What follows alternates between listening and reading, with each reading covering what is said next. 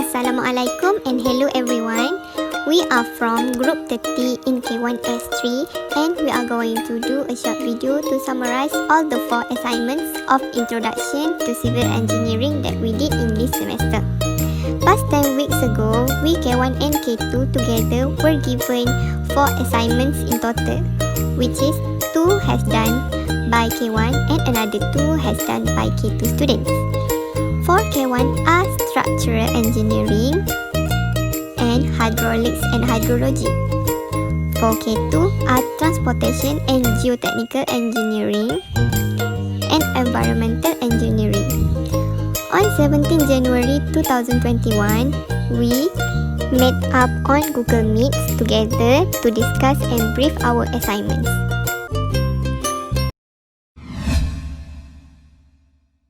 Civil engineering is the one of the subfield of civil engineering. Structural engineering is study on design the construction of building and non-building structures that involve the design of small and large structures to ensure they can withstand the stress and pressure of their environment and remain safe for use throughout their life cycle. An understanding of building physics and statistics are required along with the local building design codes to work in the discipline. Structural engineering is also very important because it needs to concern to the safety of people.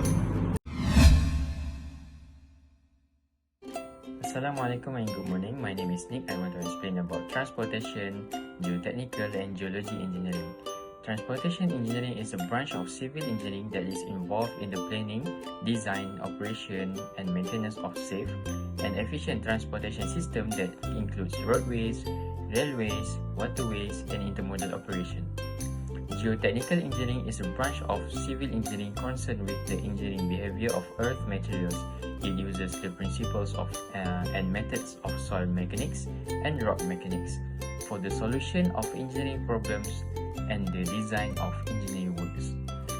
Geology engineering is the application of geology to engineering study for the purpose of assuring that the geological factors regarding the location, design, constructions, operation, and maintenance of engineering works are recognized and accounted for. What is the difference between geotechnical and geology engineering? The fields and geotechnical and geology engineering are closely related and have large areas of overlap.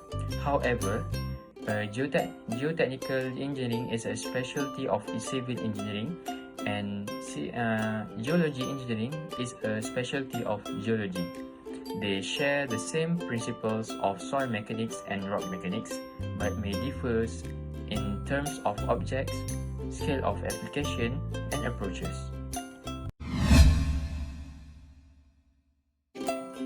Assalamualaikum warahmatullahi wabarakatuh. My name is Muhammad Ekhmal bin Roslan and I will explain about the assignment hydraulics and hydrology. Hydraulic engineering involves the management and maintenance of coastal areas with emphasis on protection against flooding and erosion along the shoreline. This means knowledge in the areas of oceanography and marine geology are required to gain an understanding of the interactions between the saltwater and coastal structures. In addition to protection against floods, ocean waves moving towards the shoreline can also be used to generate energy. This is because the momentum associated with the movement of the wind creates a piezoelectric effect that can be harvested via an energy harvester, making this another possible area of study in coastal engineering. Environmental engineering is one of the subfields of civil engineering. Environmental engineering is a professional engineering discipline that takes from broad scientific topics like chemistry, biology, geology, hydraulics, hydrology, and mathematics to create the solutions that will protect and also improve the health of living organisms and improve the quality of the environment and protect human health, protect nature's beneficial ecosystems, and improve environmental related enhancement of the quality of human's life. Environmental engineers have to come out with the solution for wastewater management, water and air pollution control, recycling, waste disposal, and public health. Environmental engineers also study the effect of technology advance on the environment, addressing local, worldwide environmental issues such as acid rain, global warming, ozone depletion, water pollution, and air pollution from automobile exhaust and industrial sources.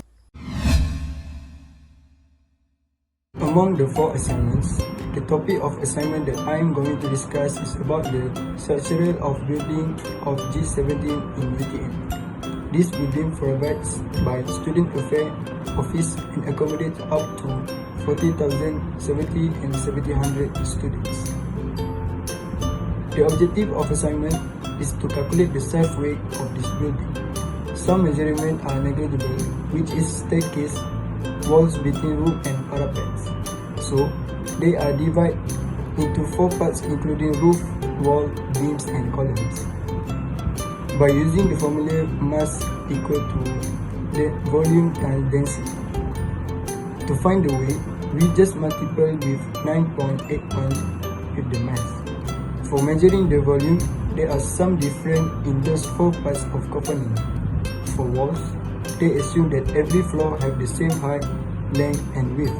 So, after calculate finish one floor, just multiply with 3 for the 3 floor. Other than that, columns are not included in the calculation of wall.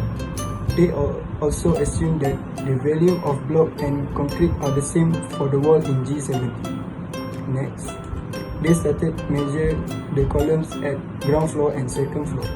There are 3 types of columns in this building. For the beams, they found 3 types of beams in this building. From the information by this group, they are including the weight of steel in the concrete.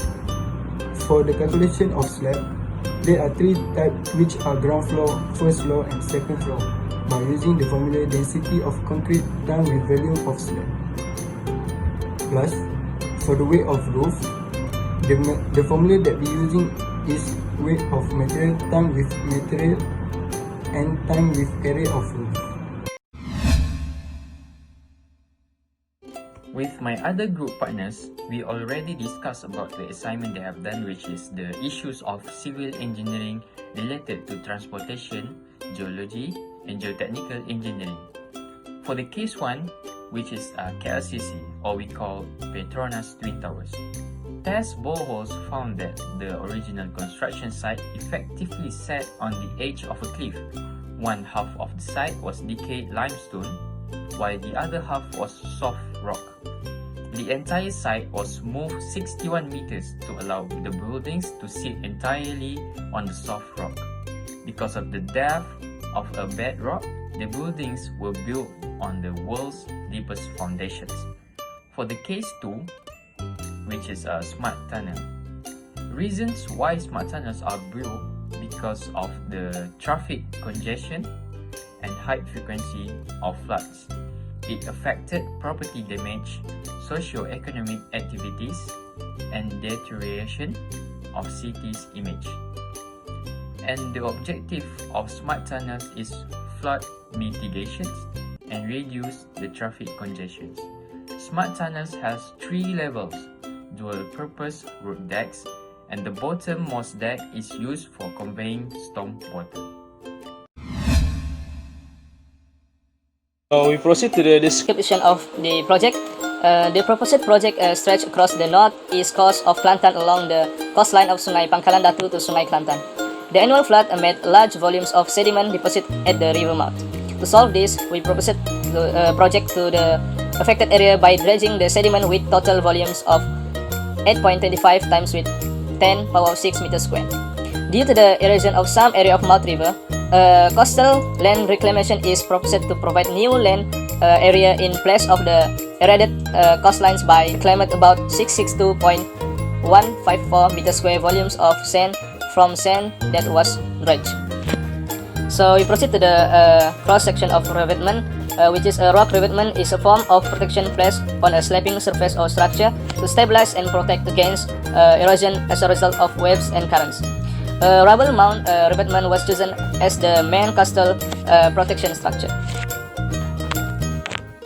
Next, cross section of dredge channel. Dredging is the form of excavation carried out underwater or partially underwater. In shallow waters of ocean waters, it keeps waterways and ports navigable and assists coastal protection, land reclamation, and coastal redevelopment by gathering up bottom sediments and transporting it elsewhere. There are many questions about how dredging was done. First of all, the operator of the dredge lowered the boom to the bottom of the body of water. Second, a rotating cutter bar then used it to loosen the settled material as the submersible pump removes the sediment from the bottom of the waterway. And last, the third how the dredging was done is the silt and the debris are transported away for reclamation process. Next, we construct a rock band on top of the sand layer using core rock material for the permanent revetment. A layer of geotextile is placed on the slope facing the reclamation area. The rocks will be delivered by barge and placed by a long reach excavator operating from a barge. The initial layer of sand is expected to settle and mix with the existing seabed material. Step 3, we do the comparison.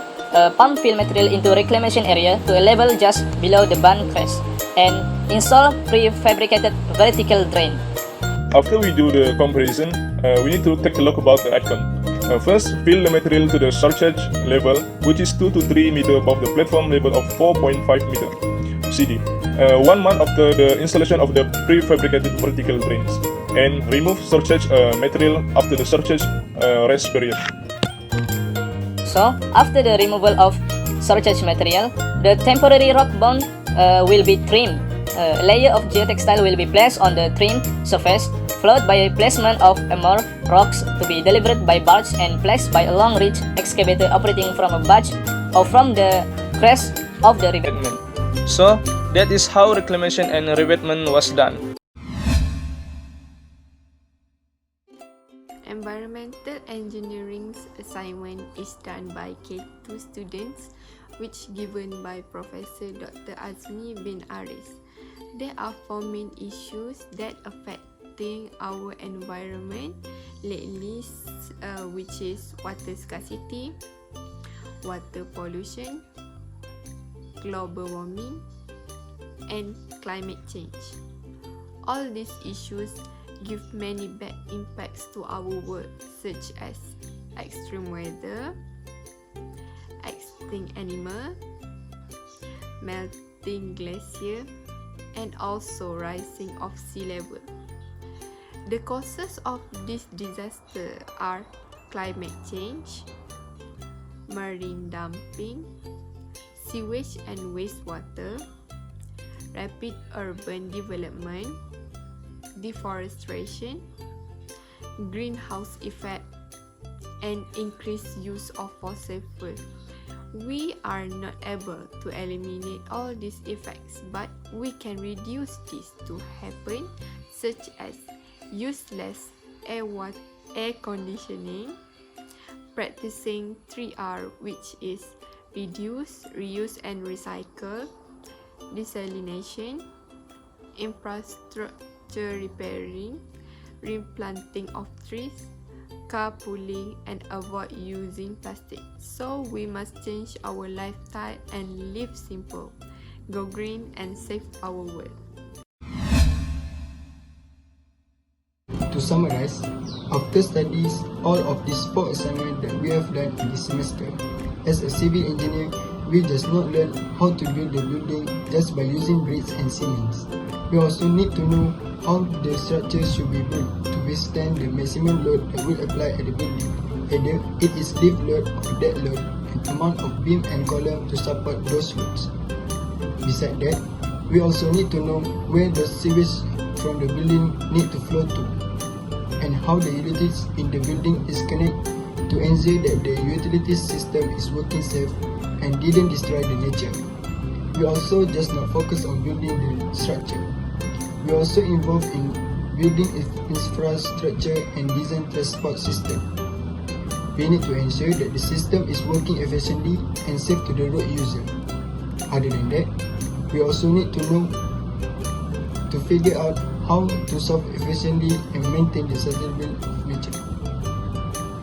So, in conclusion, civil engineering consists of structural engineering, transportation and geotechnical engineering, hydraulic and hydrology and environmental engineering. All of these disciplines can be summarized to one in civil engineering. Last but not least, we need to be responsible with all decisions that we did to ensure the safety of the public and maintain the sustainability of nature.